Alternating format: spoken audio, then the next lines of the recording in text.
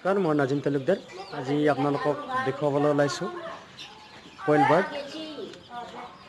কইল bird হয় এনেকুৱা এটা বস্তু যিটো মানে কি এতিয়া যিটোৰ কাৰণে গোটেই অসমত, বিহাৰ, চাইনা এই কইল বাৰ্ড চলি আছে এতিয়া বৰ্তমান।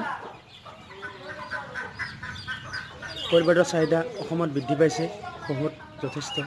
যথেষ্ট পৰিমাণে।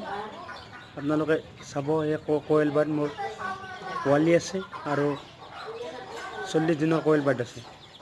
যদি আপোনালোকক লাগে তেতিয়া মোৰ লগত যোগাযোগ কৰিব। মই আপোনালোকক মোৰ নম্বৰ দি আছোঁ। এইবিলাক হ'ল কইল বাৰ্ড, আজি 35 পৰা 40 দিন। এইবিলাক মই বিক্ৰী কৰি আছোঁ। যদি আপোনালোকক লাগে তেতিয়া ল'ব পাৰে, কণীৰ কাৰণে বা মাংসৰ কাৰণে। ইয়াত 3টা কালাৰ আছে। এইটো এটা কালাৰ,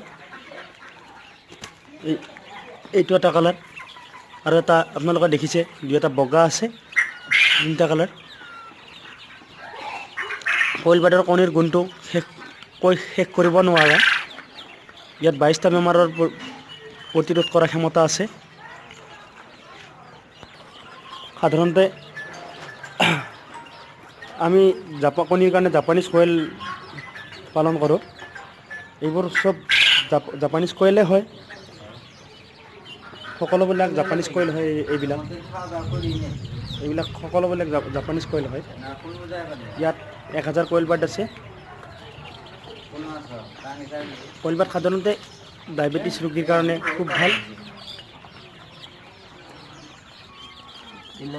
এইবিলাক হ'ল কইল বাৰ্ডৰ পোৱালি।